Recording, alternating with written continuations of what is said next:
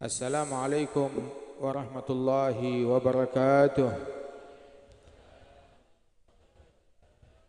Alhamdulillah wassalatu wassalamu ala sayyidina Rasulillah sayyidina Muhammad bin Abdullah wa ala alihi wa sahbihi wa mawalah, ma ba'd. Kita bersyukur kepada Allah Subhanahu wa taala di mana pada pagi hari, siang dan menjelang siang hari ini bersama-sama kita berkumpul di majelis yang penuh berkah, majelis Akhlaqul Mustafa. Kita memperingati Maulid Nabi besar Muhammad sallallahu alaihi wasallam di tempat ini di Balai Desa Pasir Gombong. Mudah-mudahan Allah Subhanahu wa taala memberikan berkah kepada kita sekalian dan semua yang telah turut andil di dalam terwujudnya acara yang mulia ini, dari pihak desa, balai desa, kemudian juga Pak Lurahnya dan juga tokoh masyarakat yang hadir dari pemerintahan, polisi, TNI, bil khusus para jamaah Majelis Akhlaqul Mustafa yang dipimpin oleh akhina Al-Ustaz Ahmad Mubarak. Mudah-mudahan Allah Ta'ala berikan berkah insyaAllah kepada kita sekalian, dan Allah Ta'ala tambahkan kita taqwa, Allah Ta'ala tambahkan kita istiqamah, dan Allah Ta'ala menjadikan kita orang yang makin dekat kepada Allah Ta'ala. Amin ya rabbal alamin. Kita hadir majlis, kita belajar agama, kita nuntut ilmu. Ketika kita hadir, kita mendengar, kita menyimak. Kita hadir Maulid Nabi Muhammad, kita mendengarkan nasihat yang disampaikan oleh para asatidzah dan guru-guru kita. Rasulullah SAW di dalam hadis beliau bersabda, "Man izdada ilman wa lam yazdad hudan, lam yazdad minallahi illa bu'ada." Barang siapa yang bertambah ilmu tapi dia enggak nambah hidayat, enggak nambah benar, maka nambah apa itu? Kalau Nabi membahasakannya, orang yang kayak begitu namanya nambah jauh dari Allah Ta'ala. Majelis yang semacam ini dibuat untuk bikin kita tambah dekat kepada Allah, untuk bikin kita tambah dekat kepada Rasulullah SAW, untuk bikin akhlak kita tuh tambah bagus, tambah santun, tambah sopan. Akhlak itu Nabi Muhammad SAW dipuji oleh Allah Ta'ala bukan karena hartanya. Enggak dibilang hartanya Rasulullah agung, enggak. Bukan juga dipuji karena jabatannya, tetapi yang dipuji oleh Allah Ta'ala tahu apa? Yang dipuji oleh Allah Ta'ala akhlaknya Nabi Muhammad. Wa innaka la'ala khuluqin azim. Sesungguhnya engkau wahai Muhammad berada di atas budi pekerti yang teramat agung. Sallallahu alaihi wasallam nabiyyun azimun khulquhu al-khuluqul ladzi lahu 'azzama rahman fi sayyidil kutubi. Nabi yang agung akhlaknya diagungkan oleh Allah Ta'ala di dalam Al-Quran. Sallallahu alaihi wasallam. Ini kita hadir di sini. Tahu gak siapa yang paling mulia? Yang paling mulia, oh yang duduk di atas. Enggak, bukan. Yang paling mulia yang profesinya paling tinggi. Bukan itu. Yang paling mulia yang hartanya paling banyak. Enggak. Terus yang paling mulia di antara kita siapa sih? Ini umat ini yang paling mulia dari umat ini, umat dulu? Enggak, bukan. Umat yang paling dekat zamannya dengan masa Nabi Muhammad? Enggak juga, bukan di situnya. Tapi yang paling mulia di antara umat ini dan di antara kita yang hadir di Pasir Gombong ini, di Jakarta, di Jawa Barat, di Indonesia, di seluruh dunia, di zaman ini dan di seluruh zaman, yang paling mulia di umat ini, yang masa lalu, yang sekarang, yang akan datang, tahu siapa? Khiyarukum ahasinukum akhlaqa. Orang-orang terbaik di antara kalian adalah orang-orang yang paling bagus akhlaknya. Yang paling bagus akhlaknya itu orang yang terbaik. Tahu gak siapa ulama yang paling baik? Ulama yang paling baik, yang paling bagus akhlaknya. Kiai, siapa kiai yang paling baik? Ustadz yang paling baik, yang paling bagus akhlaknya. Oh, ada Sayyid, ada Habib. Siapa yang paling baik? Yang paling bagus akhlaknya. Pejabat, pemerintah, pemimpin, yang paling baik, yang paling bagus akhlaknya. hartawan, pengusaha, pebisnis yang paling baik, yang paling bagus akhlaknya. Pedagang yang paling baik, yang paling bagus akhlaknya. Pembeli yang paling baik, yang paling bagus akhlaknya. Tapi orang kalau udah akhlaknya jelek, akhlaknya nggak bagus, apapun profesi dia bobrok. Waliyadzubillah min dzalik. Makanya akhlak tuh dibagusin, diperbaiki akhlak kita, diperindah. Nabi SAW datang untuk memoles akhlaknya kita, tapi disempurnakan oleh Rasulullah SAW. Beliau bilang, innama bu'ithtu liutammima makarimal akhlak. Saya diutus oleh Allah Ta'ala untuk sebagai penyempurna bagi budi pekerti yang luhur. Budi pekerti luhur ada, disempurnakan oleh Rasulullah, dipoles oleh Rasulullah. Yang hadir majelis begini, yang enggak punya akhlak jadi berakhlak. Yang akhlaknya udah bagus jadi tambah bagus, jadi tambah indah. Kelihatan tuh akhlak tuh yang paling utama bukan akhlak ke orang yang jauh, tapi orang yang terdekat sama kita, ring satunya kita, circle-nya kita. Sebab katanya tuh akhir zaman orang tuh lebih bagus akhlaknya kepada bapaknya orang lain daripada bapak ibunya sendiri. Lebih bakti kepada ibu bapaknya orang lain daripada ibu bapaknya sendiri. Bahkan lebih berbakti, lebih taat, patuh, ya, atau lebih baik, lebih santun kepada suami orang atau istrinya orang dibanding suami dan istrinya sendiri. Lebih baik kepada anaknya sendiri, anaknya orang lain dibanding kepada anaknya sendiri, akhlaknya dia. Nah itu Nabi Muhammad, akhlaknya beliau bukan hanya buat yang jauh, yang dekat, yang jauh semua kebagian. Sampai itu Sayyidatuna Aisyah ditanya tentang keseharian Rasulullah yang dipotret oleh Sayyidatuna Aisyah dari keseharian Rasulullah. Ditanya, kaifa halu Rasulillah, kaif kana Rasulullah, seperti apa gerangan dahulu Rasulullah di tengah-tengah kalian. Maka ketika ditanya, sif lana Rasulullah, sifatkan kepada kami seperti apa Rasulullah, maka dijawab oleh Sayyidatuna Aisyah, kana khuluguhul Qur'an. Yang dipotret oleh Siti Aisyah akhlaknya Nabi Muhammad. Akhlaknya Nabi adalah Al-Qur'an. Itu akhlaknya Nabi. Akhlaknya Al-Qur'an. Washimatuhul ghufran. Yansahu lil insan wa yafsahu fil ihsan. Itu perangainya Rasulullah, memaafkan, ngampunin. Ada orang bikin salah, bikin kekeliruan, dimaafkan oleh Rasulullah SAW. Apabila kekeliruannya itu, kesalahannya murni mengganggu pribadinya Rasulullah. Ya'fu 'anil dzambi idza kana fi haqqihi wa sababih. Beliau memaafkan kesalahan apabila kesalahan itu ditujukan kepada pribadinya Nabi Muhammad. Tapi kalau udah syariat yang diganggu, maka enggak ada yang sanggup menghadapi amarahnya Rasulullah SAW. Nabi Muhammad diganggu, diteror, beliau memaafkan. Di Mekah gangguan paling dahsyat itu dirasakan oleh Rasulullah. Tapi Rasul SAW tetap bersabar, enggak berkurang senyumnya, enggak berkurang akhlaknya, enggak berkurang budi pekerti dan keramahannya. Tetap santun, tetap ramah sallallahu alaihi wasallam. Waktu di Madinah beliau pun juga diganggu, diteror oleh orang munafikin.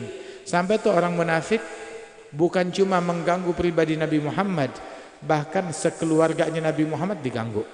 Keluarganya Nabi, istrinya Nabi diganggu. Siti Aisyah dituduh sebagai wanita yang berzina. Wah, ini kan udah sangat menyakitkan, diganggu sallallahu alaihi wasallam. Tapi akhlaknya Nabi enggak berkurang. Senyumnya Nabi enggak berkurang, budi pekertinya Nabi enggak berkurang. Dalam jihad, dalam peperangan, berperang, pertumpahan darah, sahabat banyak terbunuh, pedang dihunuskan, tetapi akhlaknya Nabi enggak berkurang. Budi pekertinya enggak berkurang, rahmatnya enggak berkurang. Itu orang-orang sahabat Nabi di Uhud yang terbunuh lebih dari 70 orang. Datang beberapa kepada Rasulullah, ya Rasulullah, ud'u ala haula'il kuffar, il'anhum, ud'ullaha alaihim. Sumpahin tuh orang-orang kafir yang memerangi kita, laknat mereka, sumpahi mereka. Nabi berjihad. Nabi nggak lupa misinya. Misi jihad adalah misi rahmat. Maka disuruh nyumpain orang, ini udah beralih misi. Nabi Muhammad bilang, ma bu'ithu la'anan wala sabbaba. Saya diutus oleh Allah Ta'ala bukan sebagai tukang laknat, bukan tukang caci maki. Innama bu'ithu rahmatan lil alamin. Saya diutus sebagai rahmat dan kasih sayang bagi alam semesta ini. Sallallahu alaihi wa alihi wasallam. Amar ma'ruf nahi mungkar. Nabi yang paling ahlinya amar ma'ruf nahi mungkar. Enggak ada yang mengerti amar ma'ruf nahi mungkar melebihi Nabi Muhammad. Nabi orang yang paling asyidda'u 'alal kufar, yang paling tegas terhadap orang-orang kafir. Tegas terhadap orang-orang kafir berikut produk-produk mereka. Ini orang teriak tegas kepada orang kafir, tapi produk-produk kafir tetap dipakai, bukan produk benda. Produk benda mah apa namanya? Itu masih ringan, kecil. Tapi tahu gak produk apa?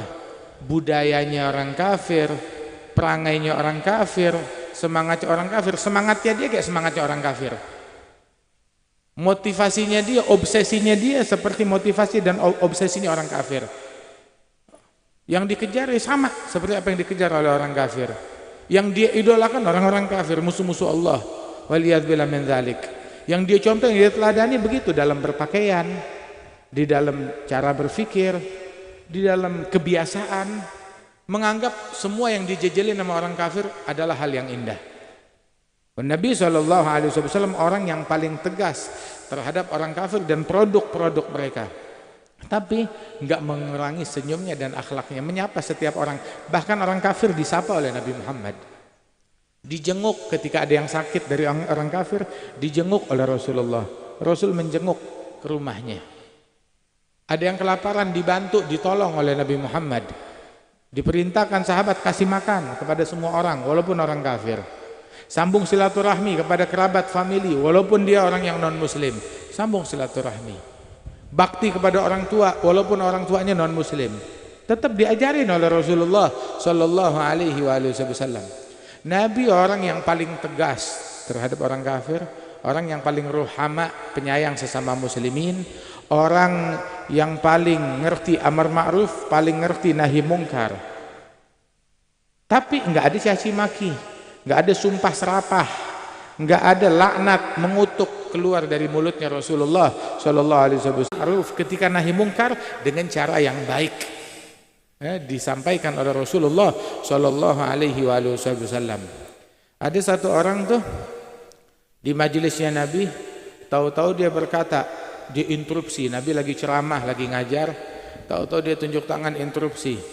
Ya Rasulullah, saya izin. Izin apa? Di tengah majelis mau jalan-jalan, mau ke toilet. Dia izin, saya izin. Mau minta izin. Izin apa? Mau ke kamar mandi kah? Mau makan kah? Mau tidur kah? Mau pulang kah? Mengizinkan saya untuk berzina. Itu kalau ada orang kayak begitu di majelis kita, kira-kira bagaimana? Wah, ini penista, bisa dipukulin, bisa pulang dari majelis gak bernyawa. Kenapa? Ini dia bilang, ya Rasulullah, saya minta izin. Izin apa? Saya mau jalanin syariat Islam, nasihat saya jalanin. Cuma izinkan saya buat berzina. Nabi dengar begitu, orang berzina dengan ibumu, dengan anak gadismu, dengan adik kakakmu, dengan saudaramu yang perempuan. Kamu berzina kan juga sama orang perempuan juga. Dan orang perempuan yang kamu zinai, ibunya seseorang, anaknya seseorang, adiknya seseorang, kakaknya seseorang. Sebagaimana kamu gak rela, mereka juga gak rela. Iya kan? Bilang, iya betul ya Rasulullah. Ya mulai sekarang udah saya gak berzina lagi. Sembuh. Tapi pengobatan Nabi belum selesai. Sini, mendekat lagi. Malah dipanggil, disuruh mendekat. Sampai dekat, Nabi tampilkan telapak tangan beliau di dada orang tersebut. Itu orang bilang nggak tahu apa yang dibacain oleh Nabi Muhammad. Pokoknya telapak tangan Nabi tidak terangkat dari tanganku, melainkan di muka bumi nggak ada perbuatan yang saya benci melebihi perbuatan zina. Keluar tuh dari dalam hatinya kebencian terhadap perzinaan dan kemaksiatan. Tahu gak? Cinta kepada iman, anugerah. Cinta kepada ketaatan, anugerah. Benci kepada kekufuran, benci kepada kemaksiatan, benci kepada pelanggaran, itu anugerah. Anugerah. Allah Ta'ala di dalam birrul walidain, di dalam silaturahmi, itu udah hal yang paling indah. Dan dibikin kita tuh benci kepada kekufuran dan kemaksiatan, kefasikan.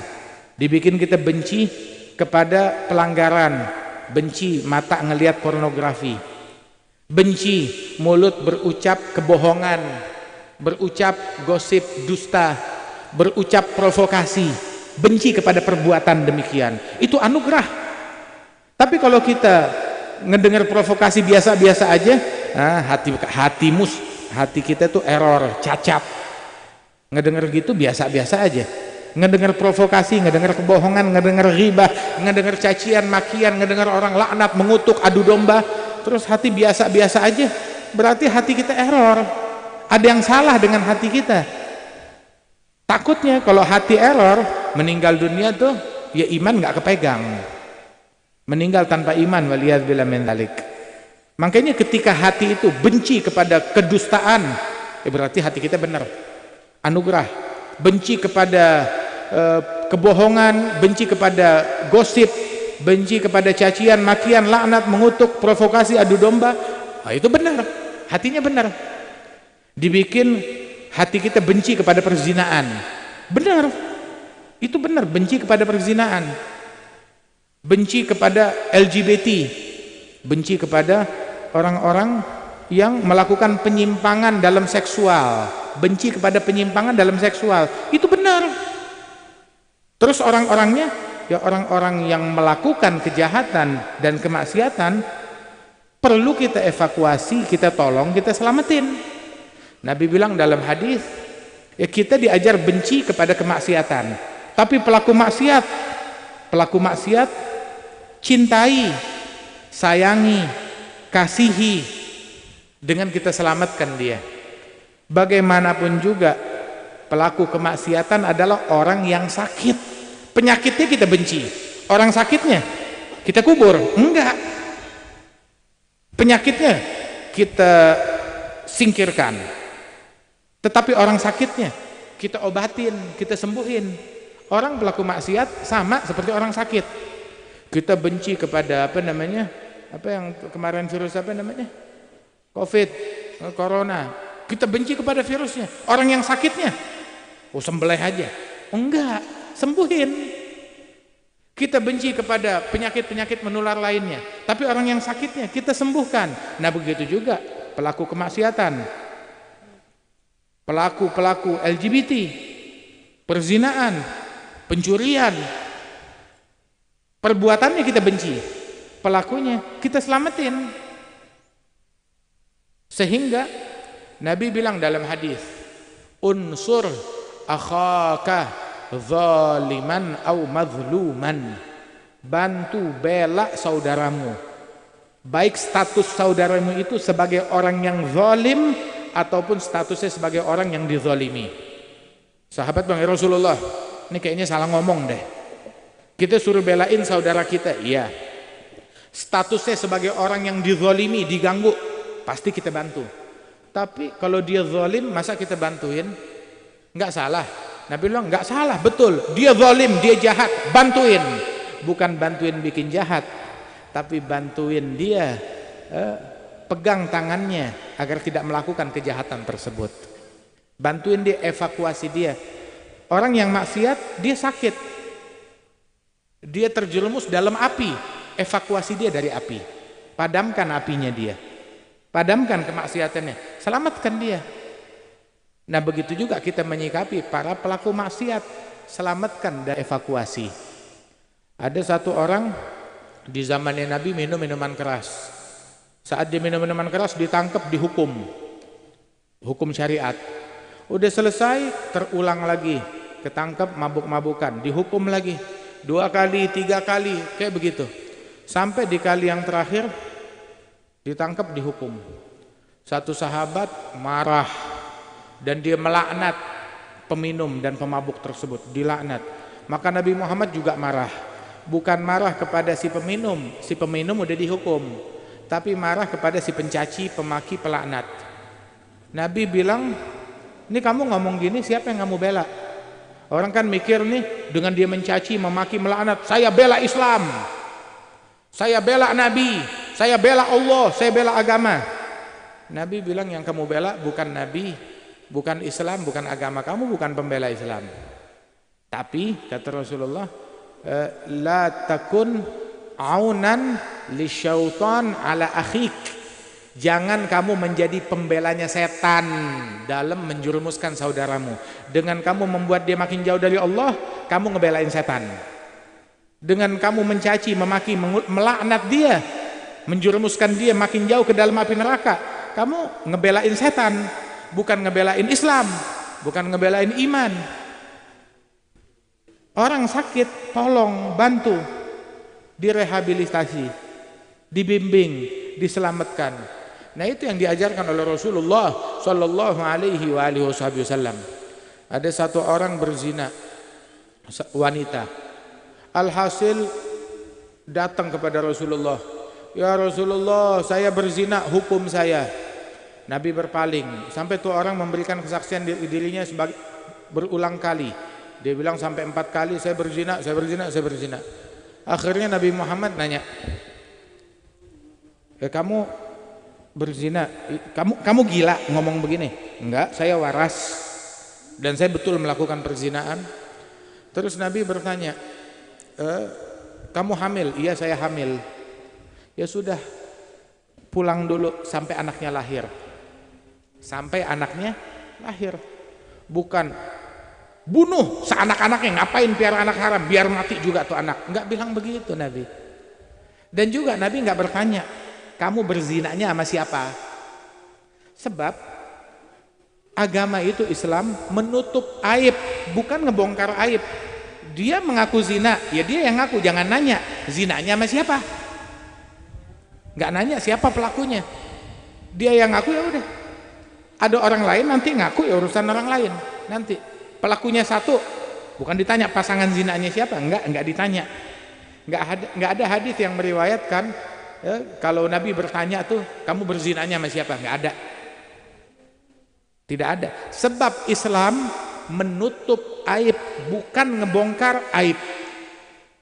Bukan ngebongkar aib, bukan mencari-cari atau memata-matai aibnya orang lain. Enggak begitu agama Islam. Ada orang ngaku sampai berkali-kali enggak digubris oleh Rasulullah, sampai 4 kali dia bersaksi. Baru Nabi bertanya, kamu gila? Enggak waras? Enggak, saya waras. Baru dihukum. Terus Nabi bertanya, kamu hamil? Iya. Ya, piara anak kamu dulu sampai lahir. Jaga kehamilanmu dengan baik sampai lahir.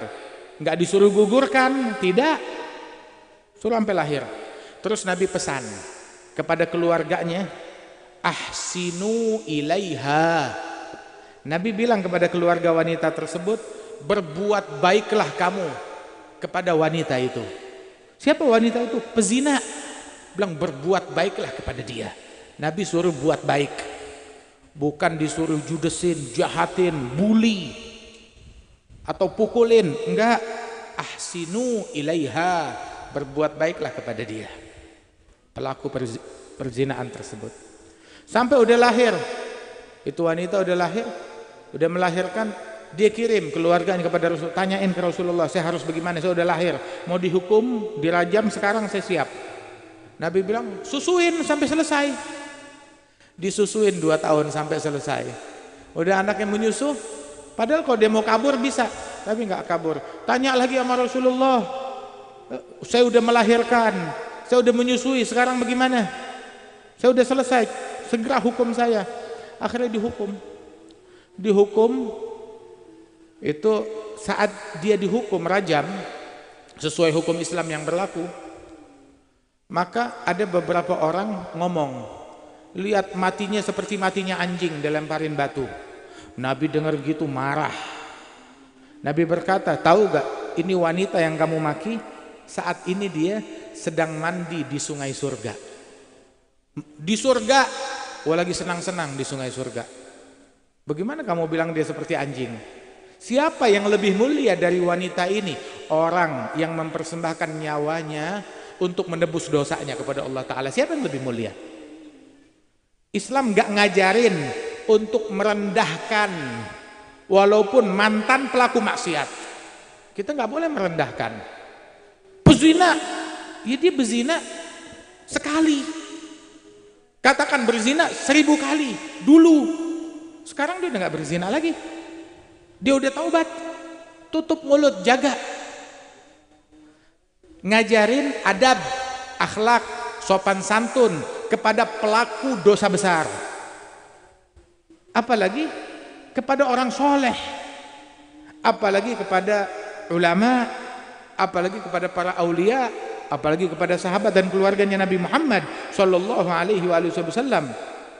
Kita diajarin tuh adab sopan santun kepada pelaku dosa, apalagi kepada orang yang tidak melakukan perbuatan dosa tersebut.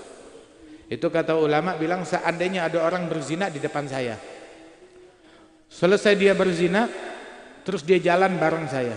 Saat jalan bareng, tahu-tahu kita terpisah oleh sebatang pohon besar atau batu besar. Terpisah beberapa detik, ketemu di ujung pohon atau ketemu di ujung batu. Terpisah cuma 3-4 detik. Saat saya berjumpa dengan dia, maka saya akan beranggapan ini orang adalah seorang wali min auliyaillah. Loh kenapa?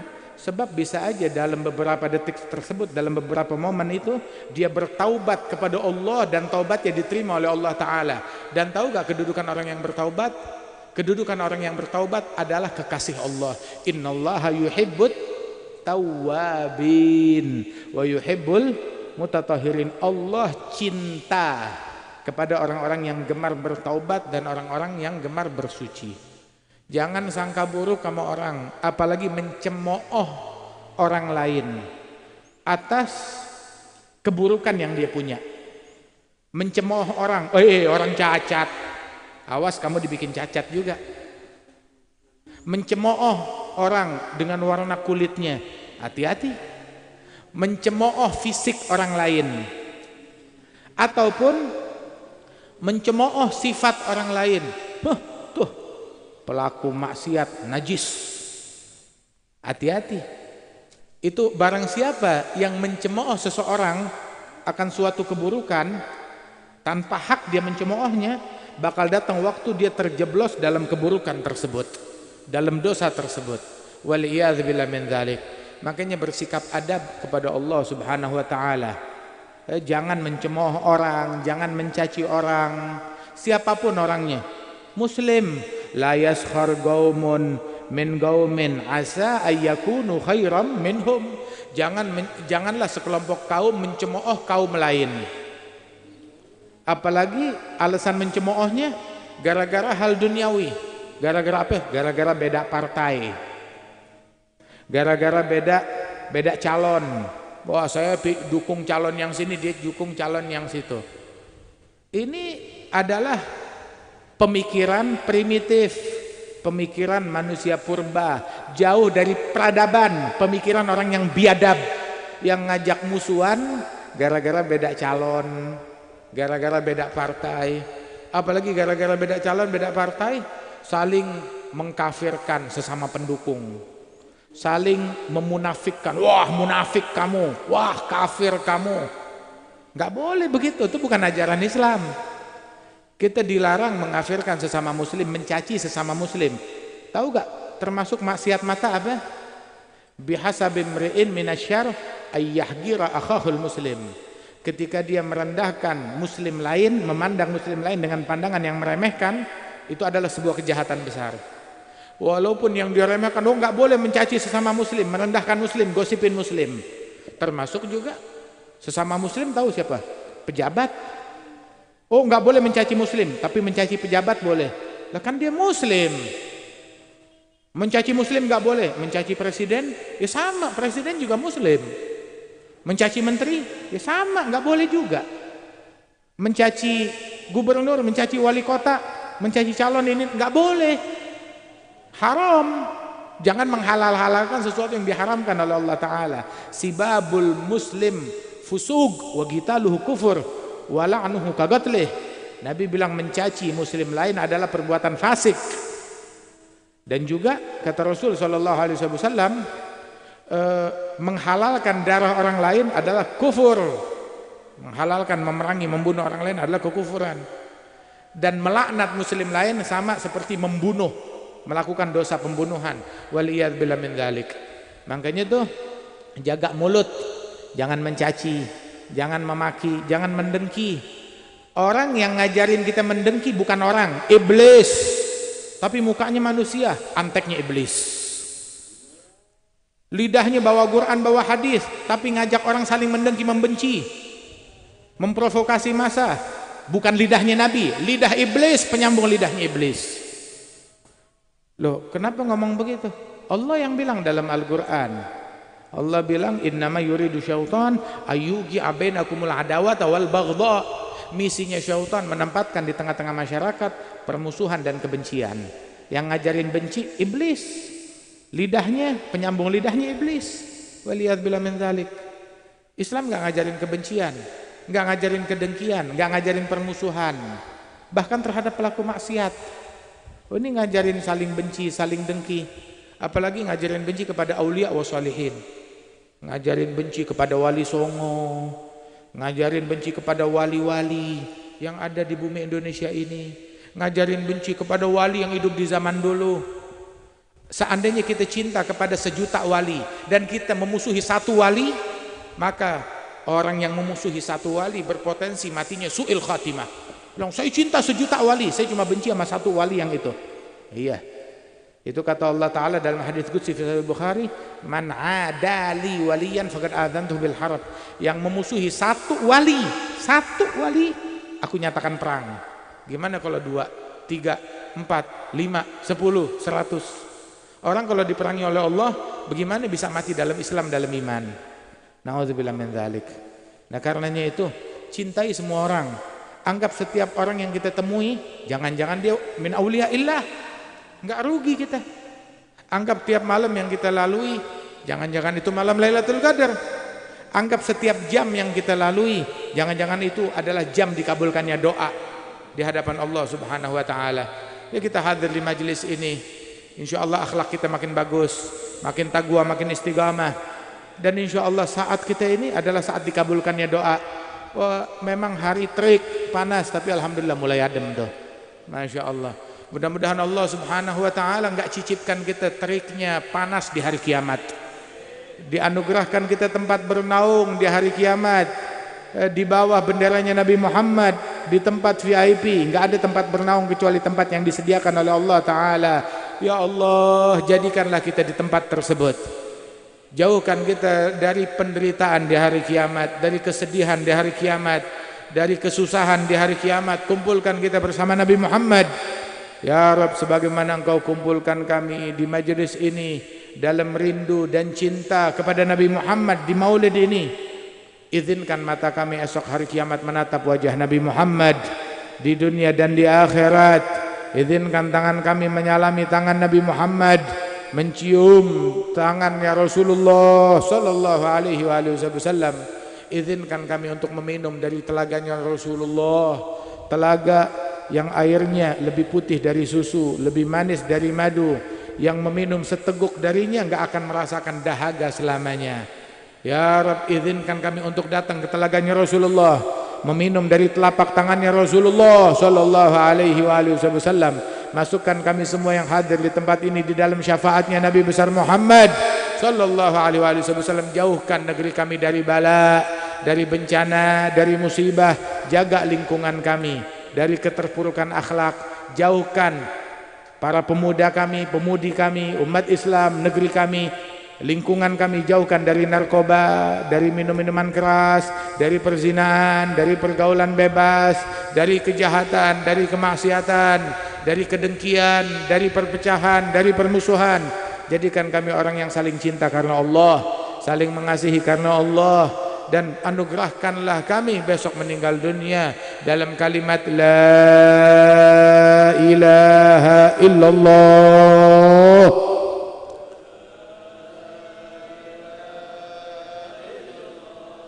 Jadikan ucapan terakhir yang keluar dari lisan kami di penghujung usia kami kalimat la ilaha illallah.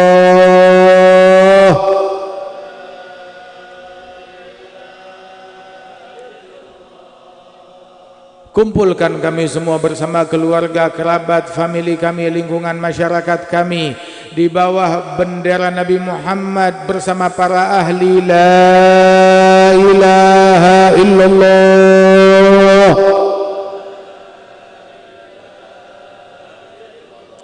Dan izinkan kami semua menatap wajah Nabi Muhammadun Rasulullah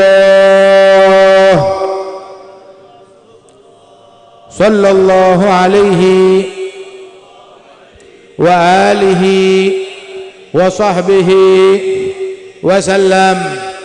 Alaiha nahya wa alaiha namut wa alaiha nub'athu insyaallah ta'ala minal aminin amin. Allahumma ij'al jam'ana hadha jam'an marhuma tafarraqana min ba'dihi tafarruqan ma'suma wa la taj'al fina wa la minna wa la ma'ana shaqiyan wa la mahruma. Unzur ilayna wa ila jam'ana hadha nadhrah tuzilul 'ana عنا وتدني المنى منا وكل الهناء نعطاه في كل حين واغفر لكل الذنوب واستر لكل العيوب واكشف لكل الكروب واكفي أذى المؤذيين واختم بأحسن ختام. إذا دنا الانصرام وحان حين الحمام وزاد رشح الجبين برحمتك يا أرحم الراحمين. صلى الله على سيدنا محمد النبي الأمي وعلى آله وسلم. آخر دعوانا أن الحمد لله رب العالمين بسر الفاتحة.